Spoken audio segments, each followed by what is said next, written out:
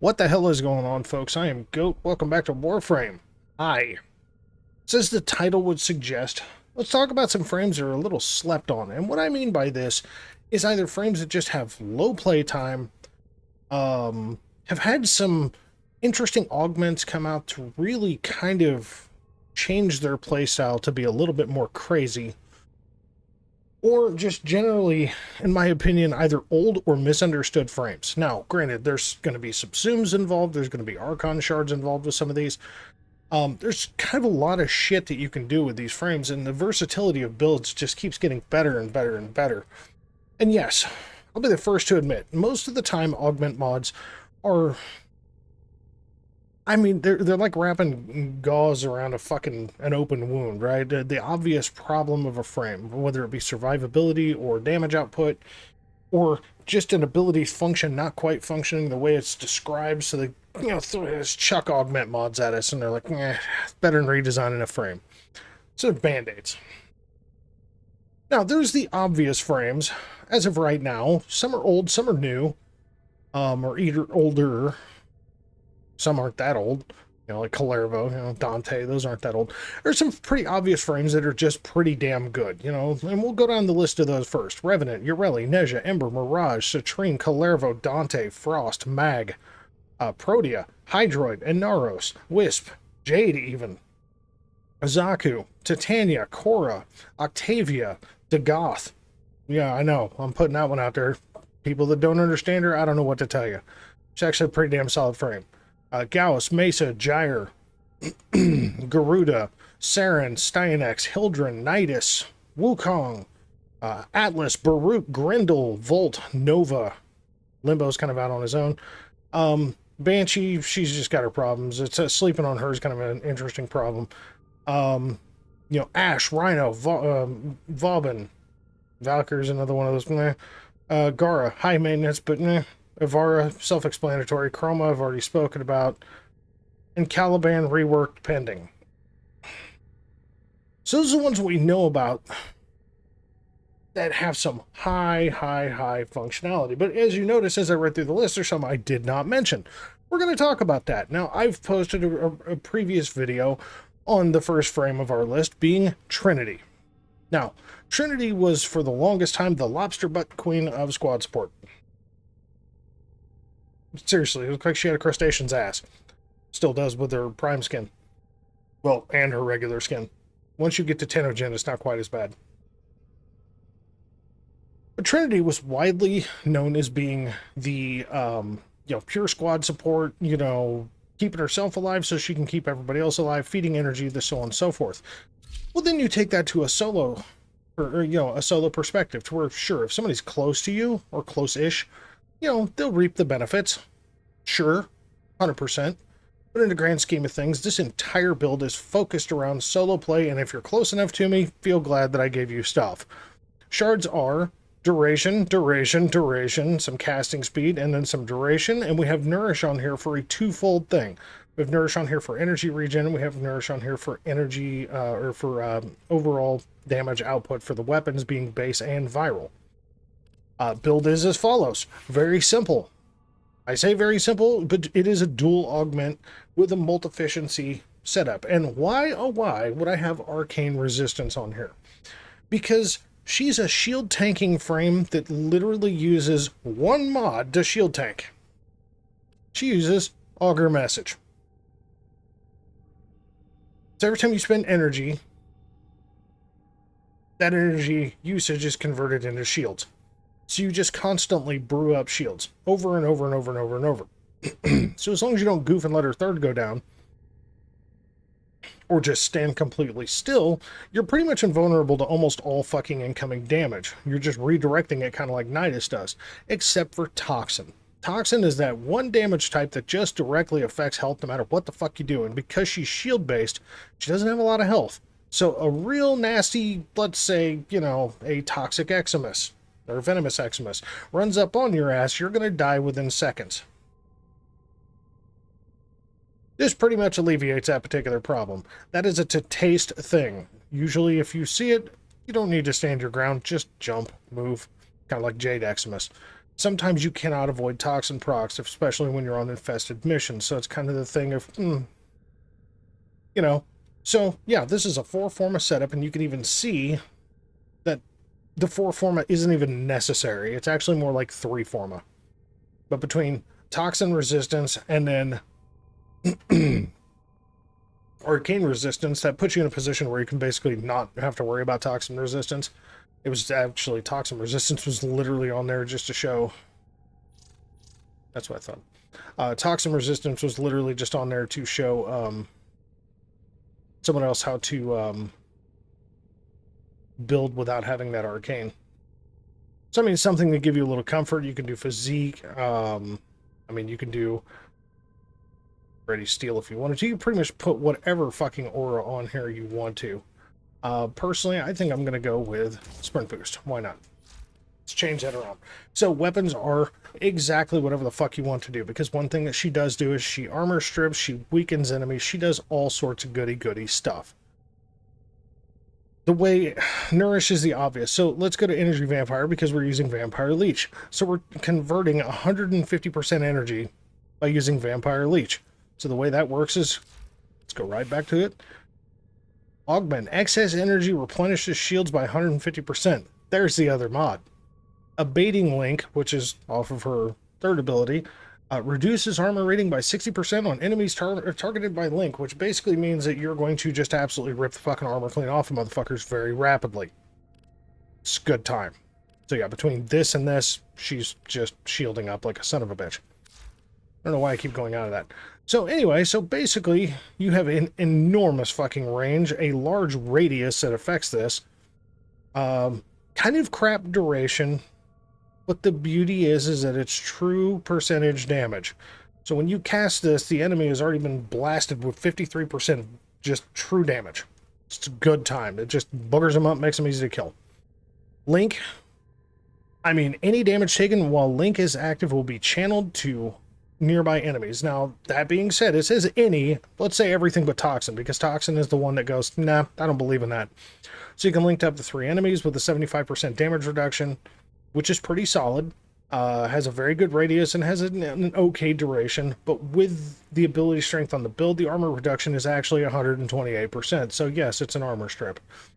And then Blessing, if for some reason you do actually take damage to your health, you can immediately restore it, and then you can also give yourself 75% damage reduction times 2. It's a good time. Like, it basically puts you to where Blessing and Link can basically constantly keep you to where you just cannot take fucking damage as long as they're both active.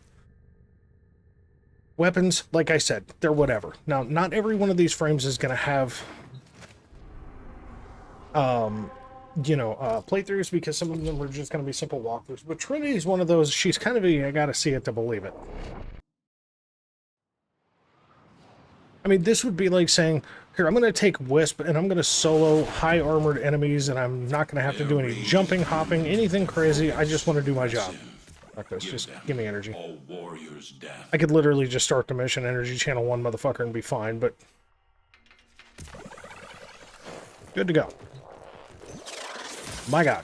So yeah, this video is going to be a little bit longer because I've got 1, 2, 3, 4, 5, 6, 7, 8, 9, 10... I've got a few frames here. So see, look, like, fuck this guy in particular.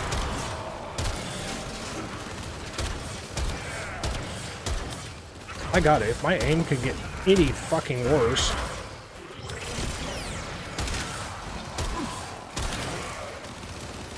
I mean, we're all seeing this, right? Hey, bud.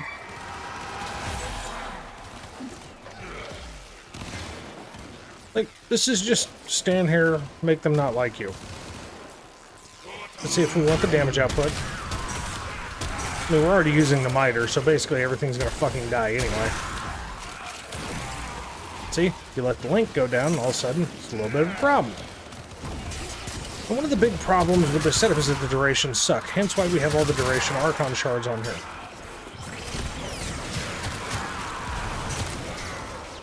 I mean, I could basically just literally stand here.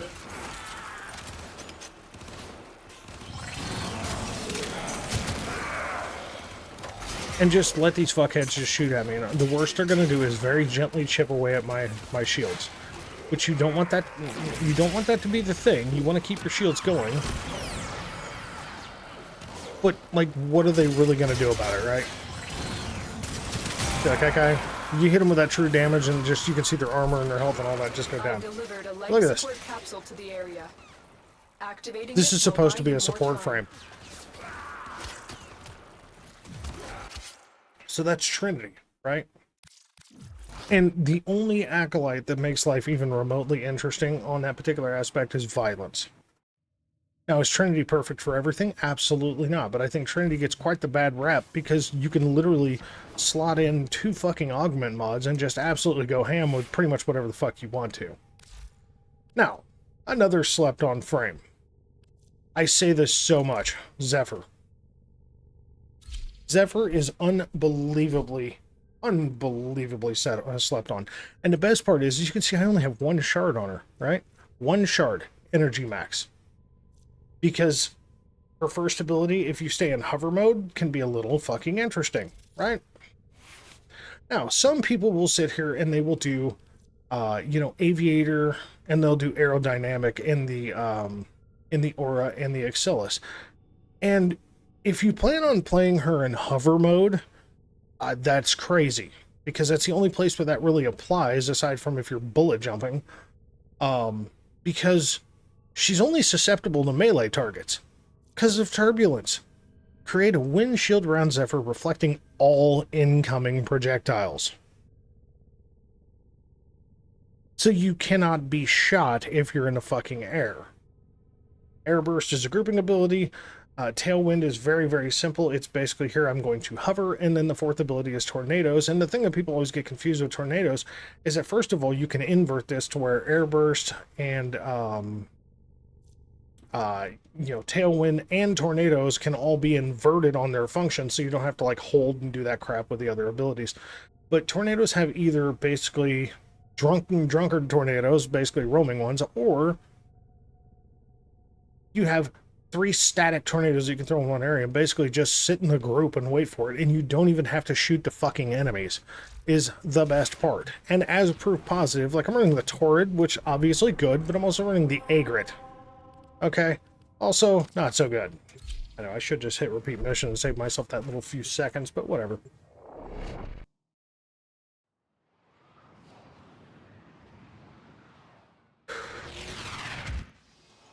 The art of combat must be practiced to truly Oh, why I just did that again. The canvas of war. So basically, your survivability very much serves on the fact of being able to, you know, either be ground-based and just control the shit out of everything with the Tornadoes and Airburst, or you can be aerial-based. Either way, you're constantly wanting to keep Turbulence 100% active. If you're going to do anything, do, like, you know, duration shards. Duration shards most certainly would not hurt this build whatsoever. They're trying to choke you out. Hold on. Really, how often do I ever get the same spawn point twice?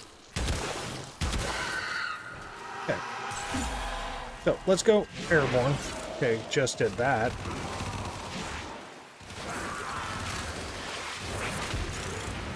I just did that. Okay, now we have the static Tornadoes, right?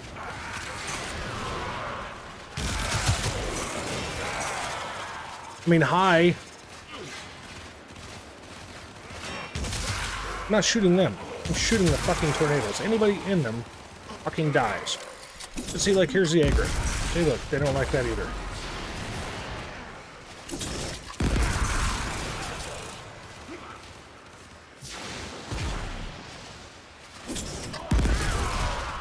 Does anybody else think this is just a little bit busted?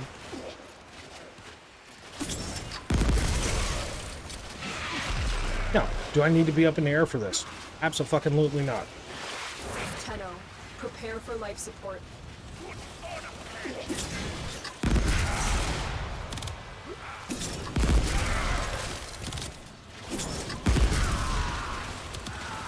This is the fucking Agrit.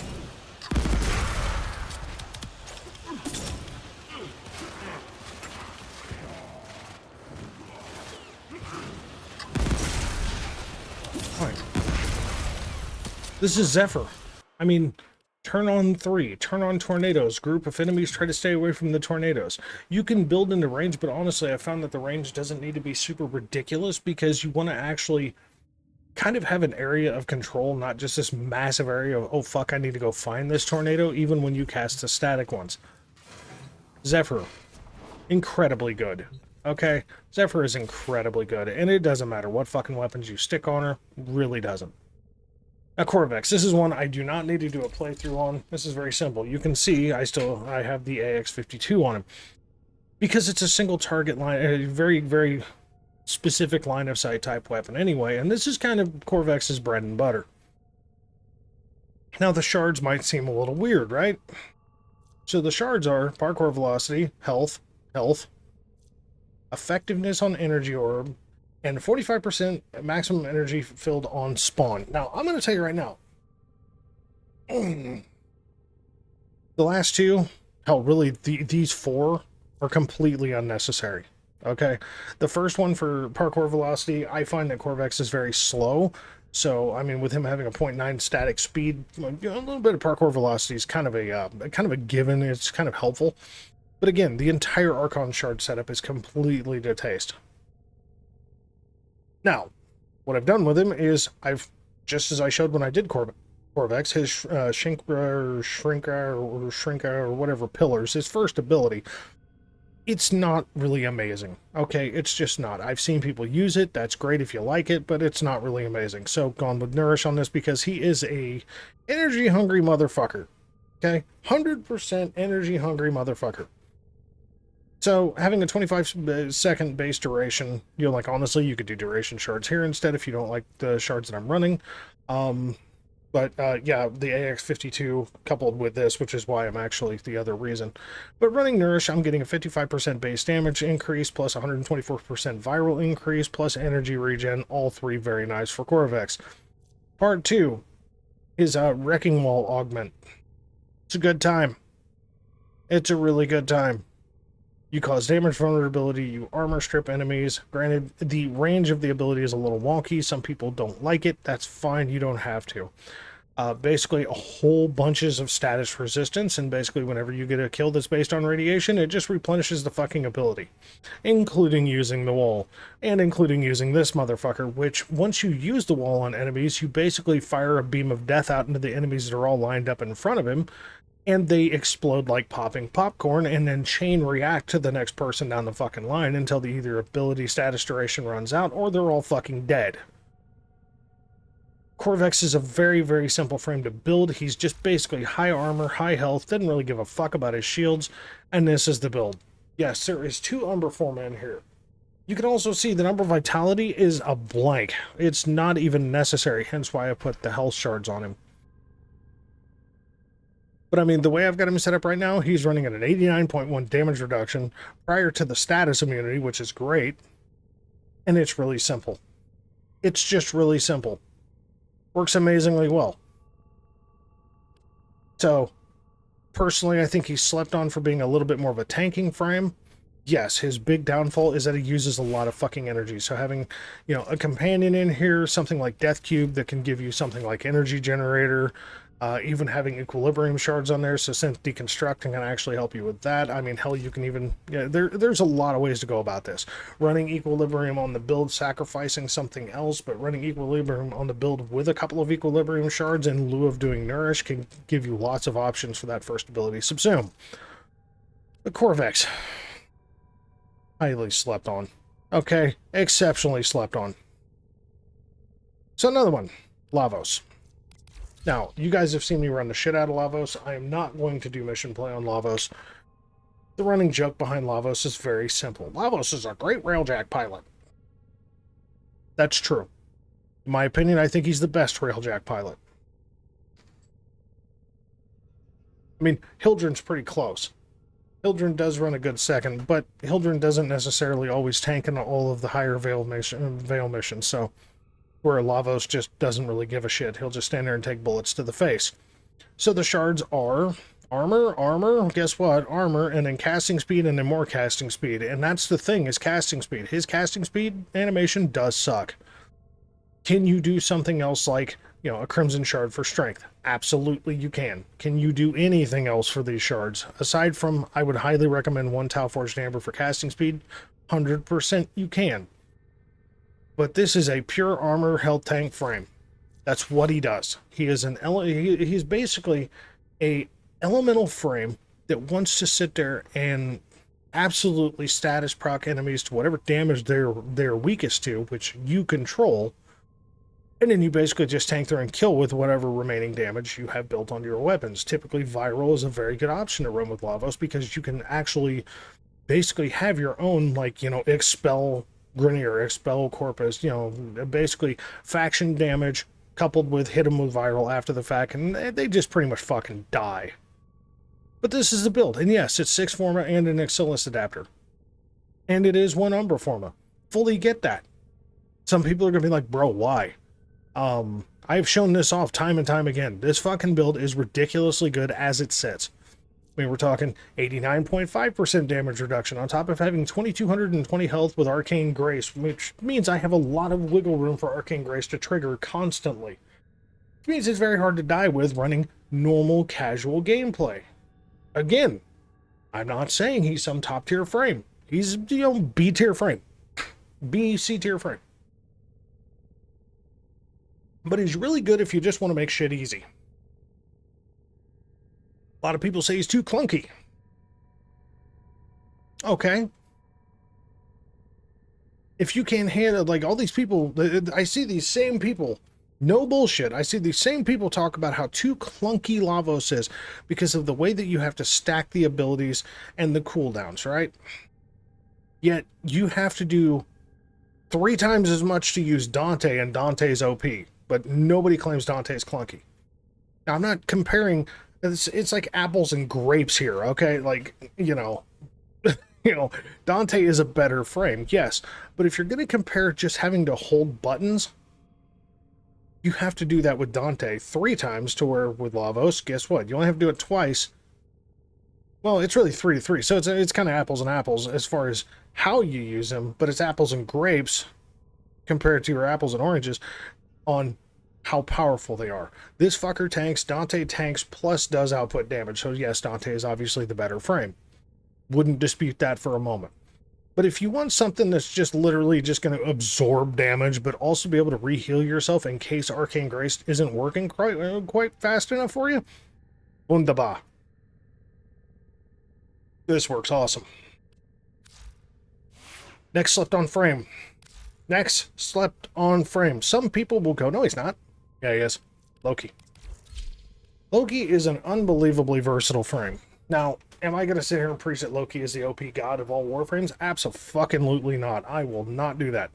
What I will tell you is this. For a spy build, okay, like all the shards are duration, except for this, which is parkour velocity. This, coupled with putting infested mobility over the spy build, makes you just blast through spy missions. So as long as you can handle the spy towers quickly, you can typically knock out most spy missions in about 2 minutes with this fucking setup, or less sometimes. I mean, like, you fly through missions, but there's other options. He's not just a spy frame. Like, you can do a looter build with him, but truthfully, my personal opinion, the 2 best builds for him are either this crazy-ass spy parkour setup, which is basically damn near, it's just a little over 43 seconds of duration. Now picture that, Tau Forge.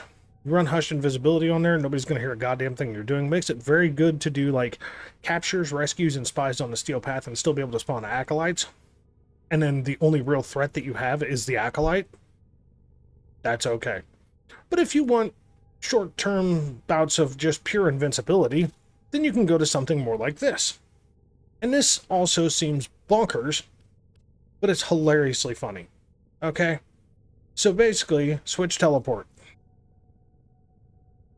You get damn near 20 seconds of duration behind switch teleport with this build, with the shards and the whole shebang. Okay? So switch with an enemy for 3 seconds of invulnerability. Switch with an ally to give 6 seconds of invulnerability. Switch also removes negative status effects on Loki. That's the base numbers. You're kind of invincible a little bit longer. So you can actually semi-tank with Loki if you constantly want to sit there and switch out with enemies. Does this work? Fuck yes, it does. Is everything on this build necessary? Absolutely not. No. Like, personally, a little bit more range in the build would probably be better. You know, like, I could ditch Augur Message for, you know, Augur Reach. You know, I could ditch Preparation in lieu of doing Cunning Drift and actually make the switch, you know, area bigger. But especially running on the Steel Path, there's so many enemies typically around anyway that as long as you don't fuck up and try to switch with an overguarded enemy and then get yourself killed, this usually works really good. And the biggest enemy to Loki, I shit you not, is always either magnetic procs, which once you start running into a bunch of, you know, leech eczemas and, you know, parasitic eczemas, so on and so forth, that does become a massive problem with Loki, because the one thing you do not want to do is run out of energy, and you're going to be doing a lot of casting with this. So this is a little bit more of the I don't want to lose my energy today kind of shit, because I kind of need that. But there's a couple of things that you can change. I mean, hell, you don't even need hushed invisibility. It's only if you want to be invisible. So I mean, there's room to work here. Like, you could lose hush invisibility and stick stretch there, stick Augur Reach here, and then stick Cunning Drift here, and you're going to have way more range. Like, a lot of range, on top of having a decent amount of ability duration and just not having energy when you first start the mission. It's kind of up to you.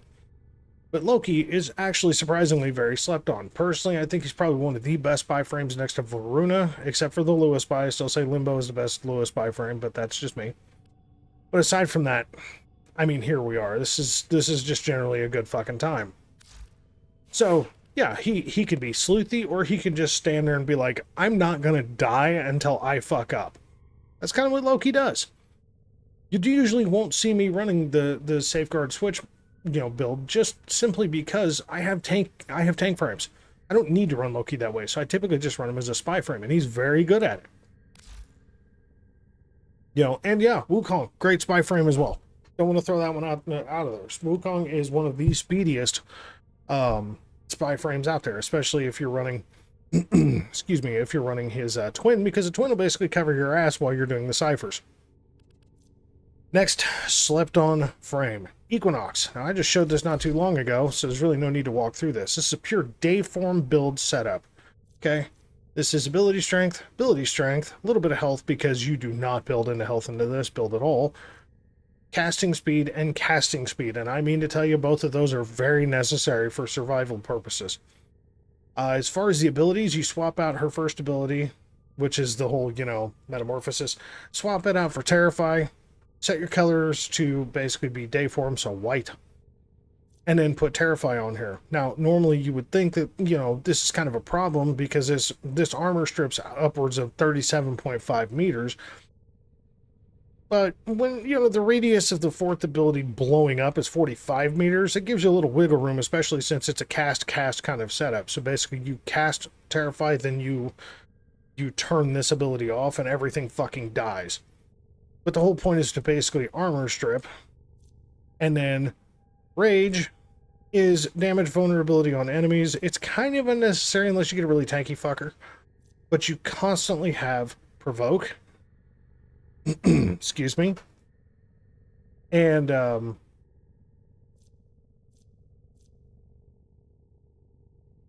excuse me. I'm sorry.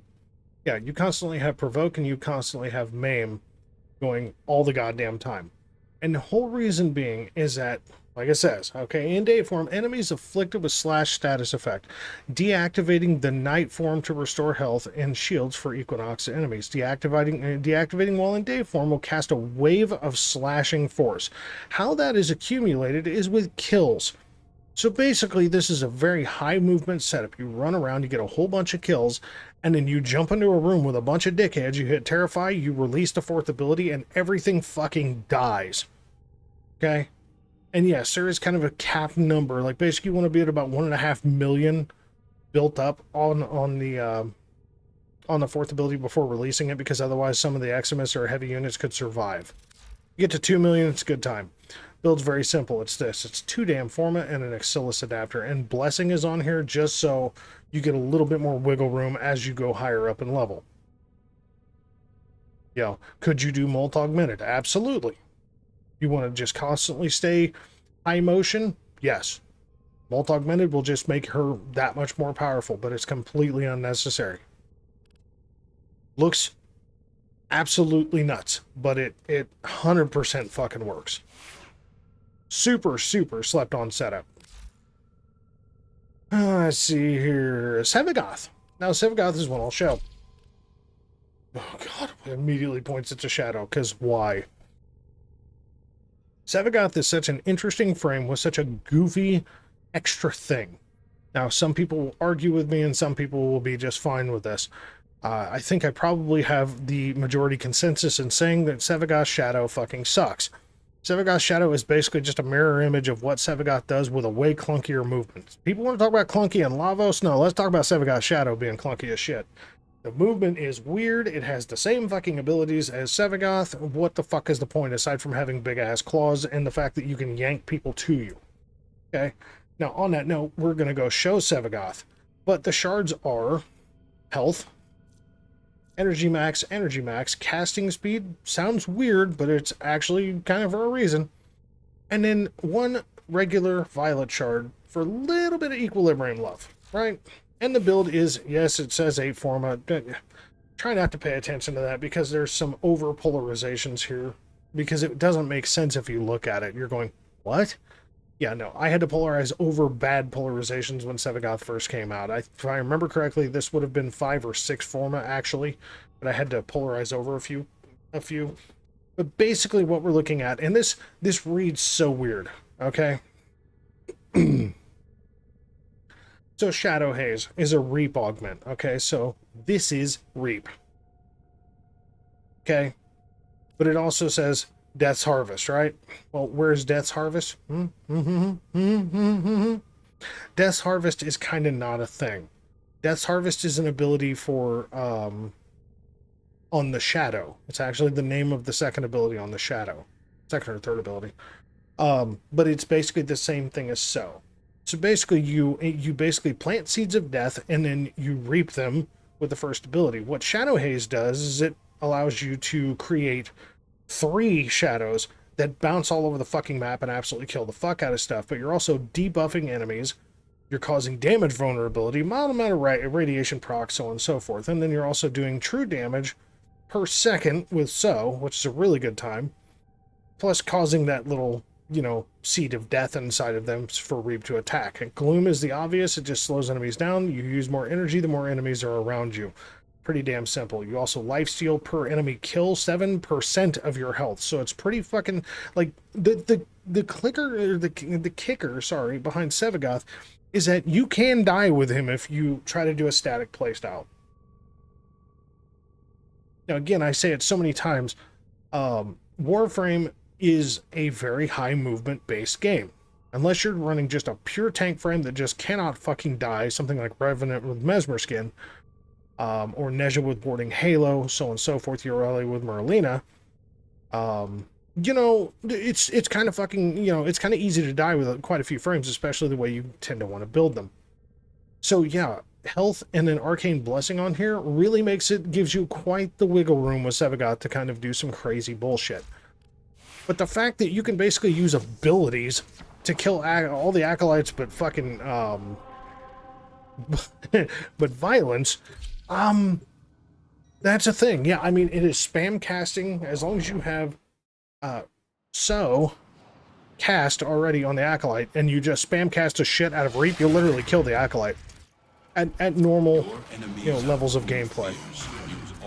And yeah, I know, I'm just dropping energy peaches like I'm fucking Stimmy Rich. It doesn't matter, I don't care. I have like 2,000 of them.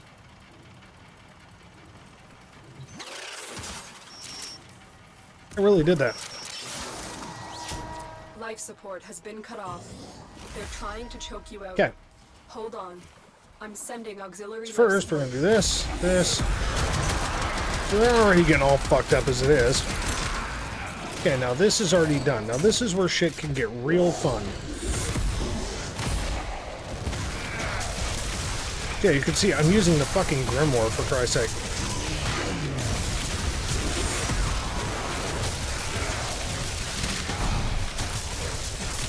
Can actually do this for ability duration. But see, this is what I'm talking about. Okay, so like, fuck these guys. Fuck these guys. Oh, they need seeds. They're just constantly taking damage per second while that shit's active.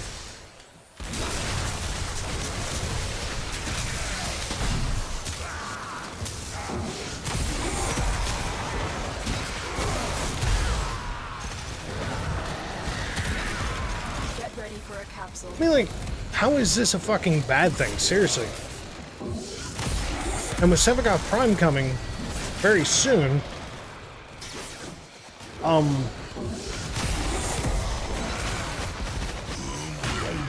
it kind of works.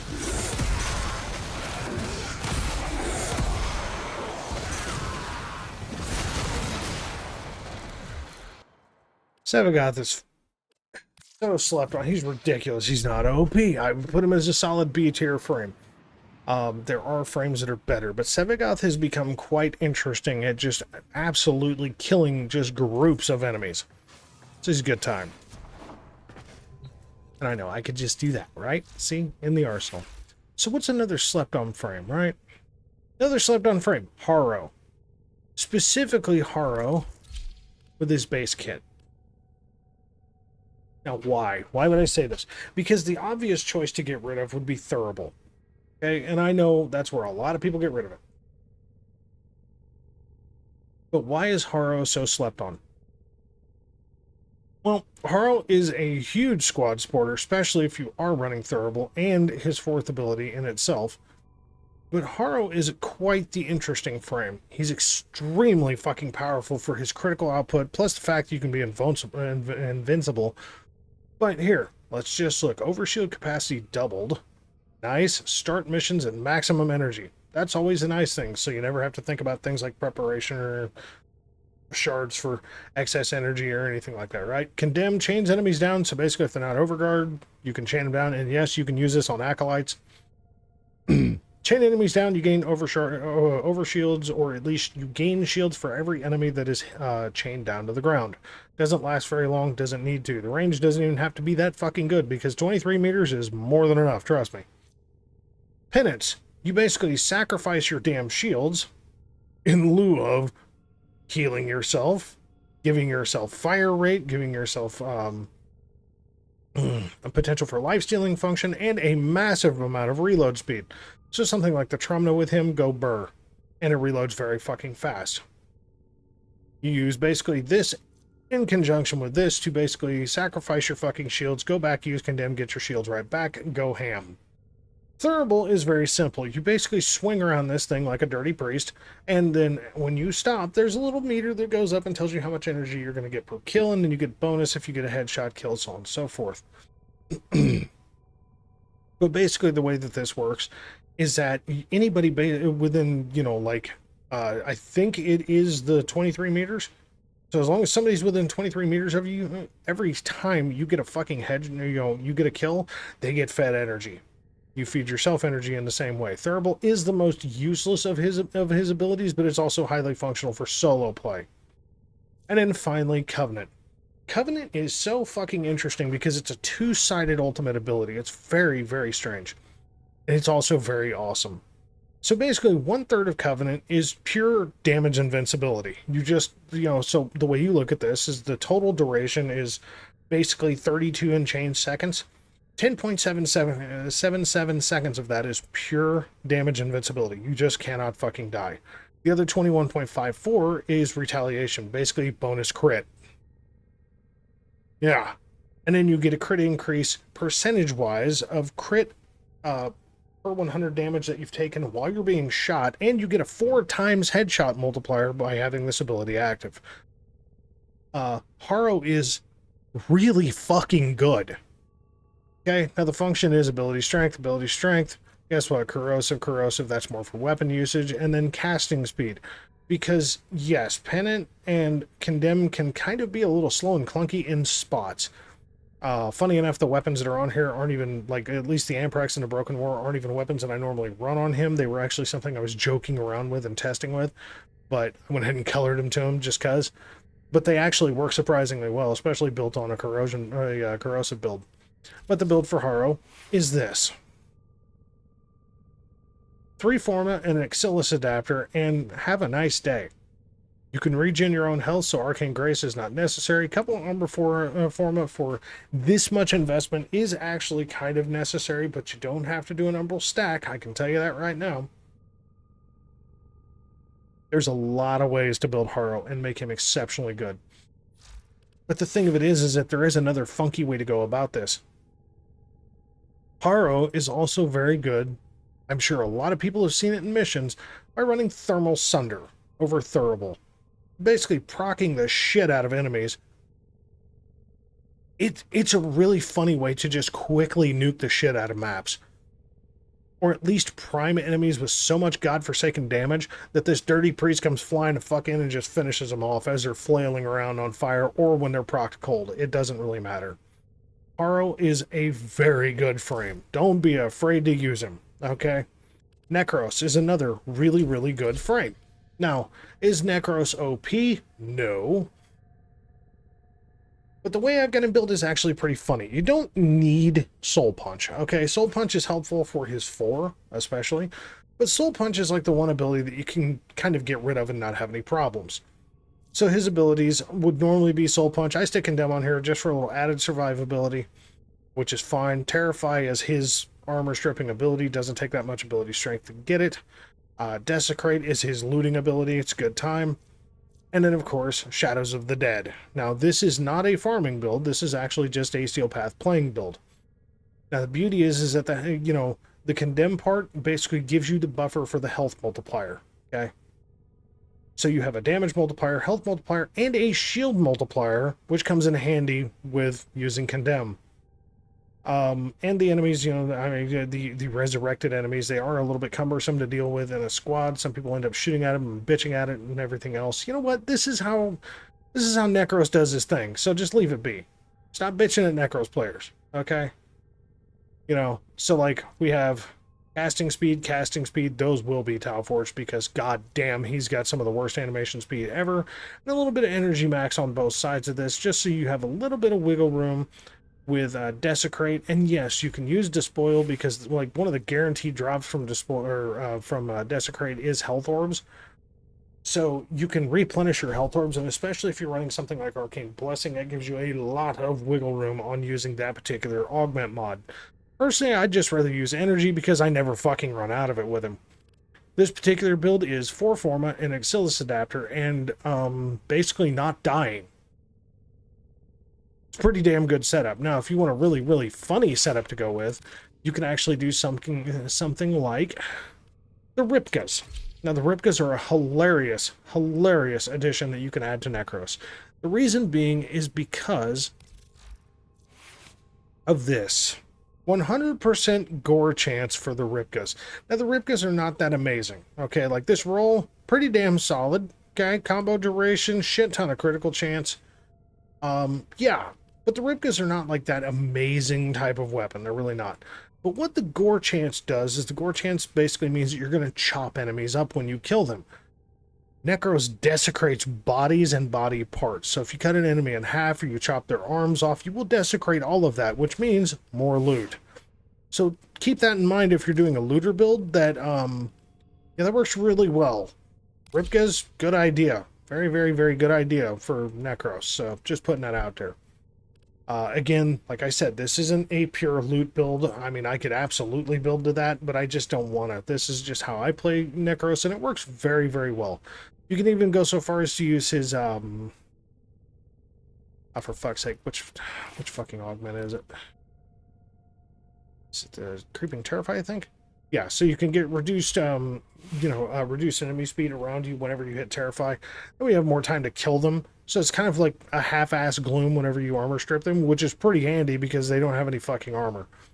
Where you slot that in is up to you. I would just recommend high efficiency because, boy, this boy is hungry. He likes his energy very much. Who's another goody-goody, right? We only got 4 left. Varuna. Now, Varuna, personally, I have 2 particular builds for, and as you'll notice, 1 shard. Guess what? Energy. That's it. It's not even necessary. You could run her no shards. Doesn't fucking matter.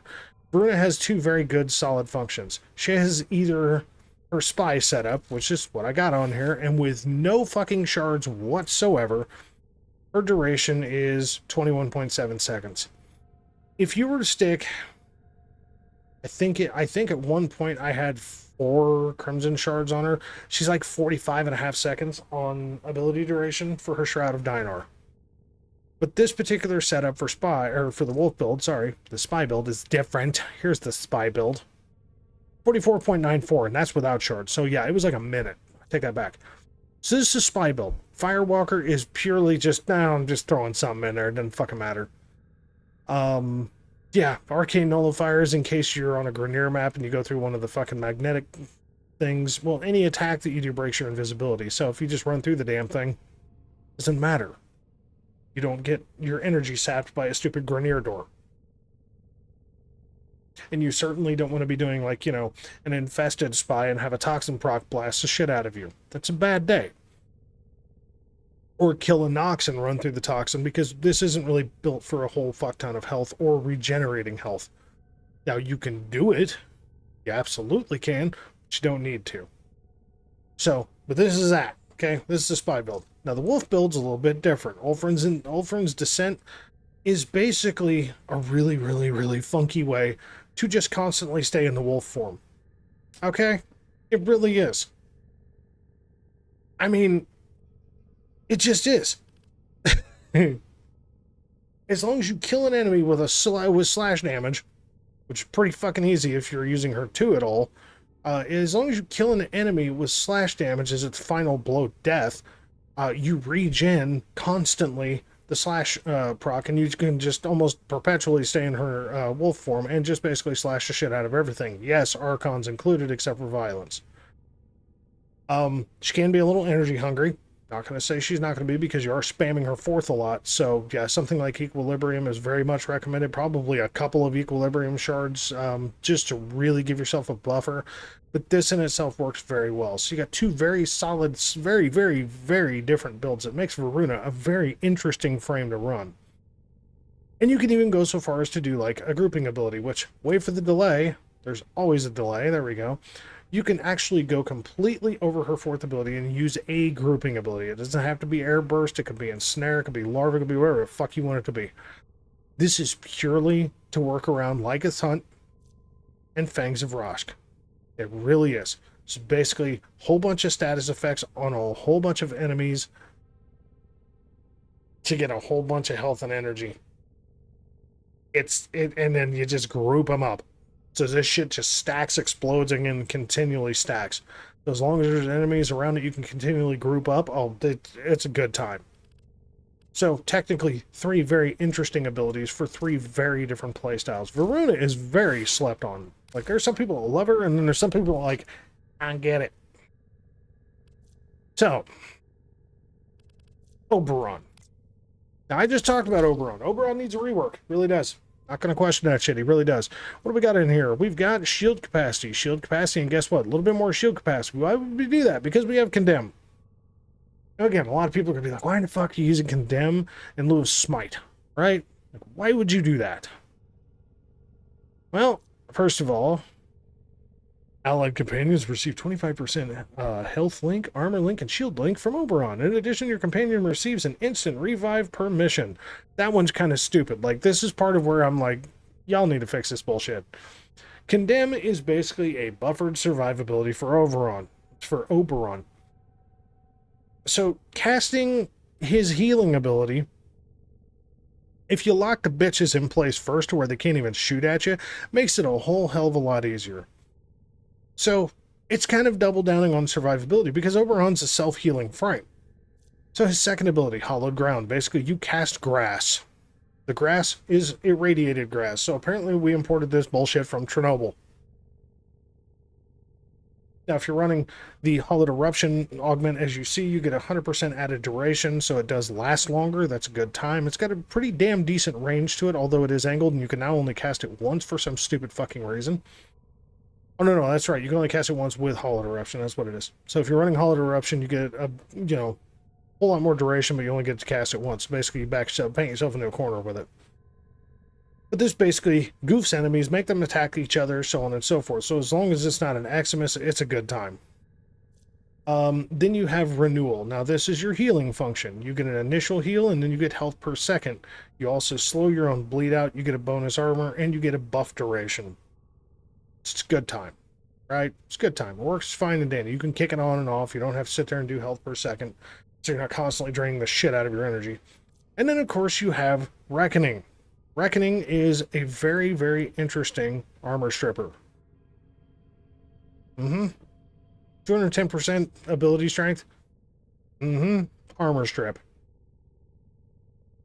So this is a fair amount of ability casting, you know, because you obviously don't just want, you know, Renewal just constantly running unless you really, really need it. But, like, his passive needs work.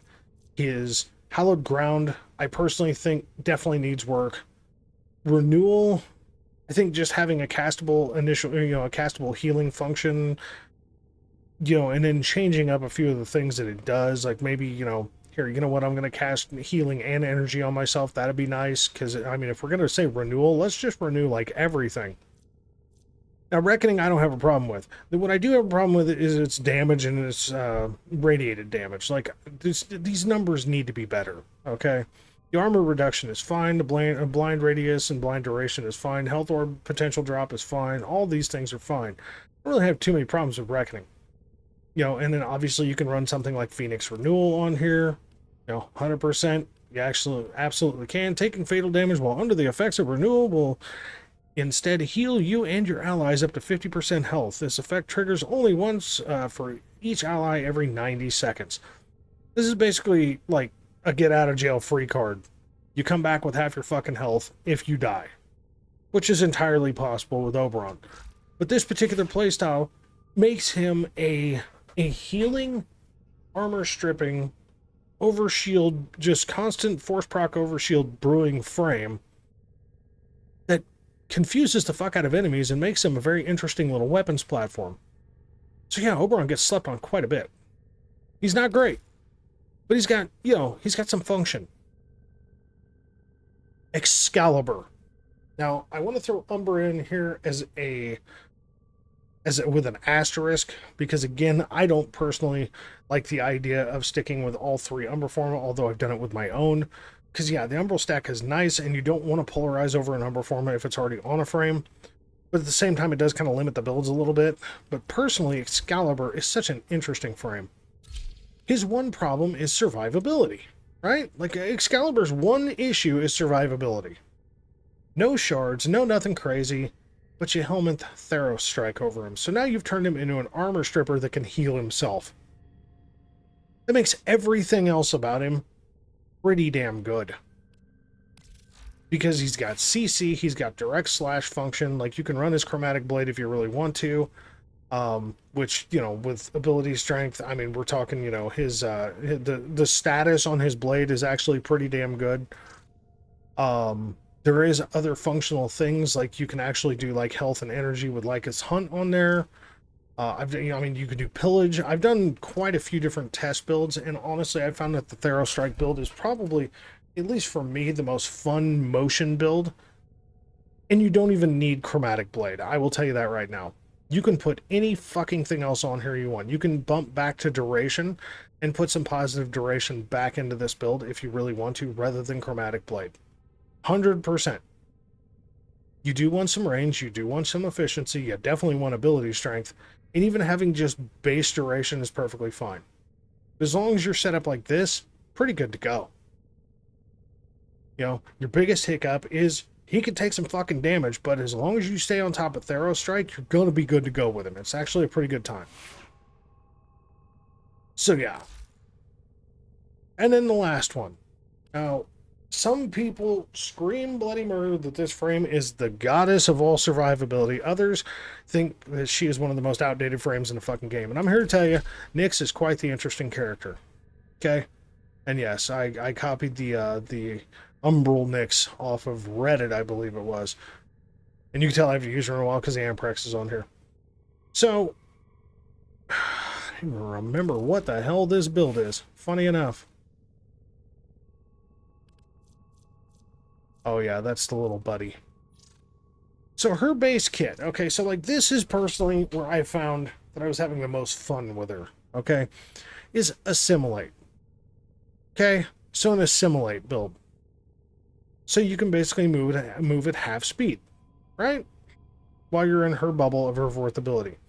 Now, she is very energy hungry, even at 150% ability duration, or efficiency, sorry. But she doesn't take a lot of energy to armor strip, and the one thing that you want to do is constantly be able to regen energy. So when you're regening energy, you need to be out of the fourth, right? So you need to have everybody attacking the shit out of themselves. That's what that does. Guess what? You can also armor strip them so they're killing themselves. Nourish is for when, if and when you do need output damage and or energy regen. And then the fourth is the bubble of doom. So you don't just sit there and look like a weird hovering monk in a giant bubble, but you can actually walk around and do stuff. It's a very, very interesting little setup. It works actually surprisingly well. You don't need Nourish on here, but it does help if you don't get energy drops in, you know, the way that you want them. And then we've got effectiveness on energy orbs, energy max, because that's a nice little buffer. And then most certainly parkour velocity, because you can dodge roll as fast as most frames run while you're in the bubble. It is funny as hell. So yeah, this video is damn near an hour long. But I gotta tell you, don't just stick to the meta, right? Don't just stick to the meta. These are some of the most slept on frames. And to me, it makes absolutely no fucking sense. Because there's some really good applications of these frames. Not perfect for everything, but they're great for some stuff. So folks, I want to thank you very much for watching. As always, catch you in the next one, alright?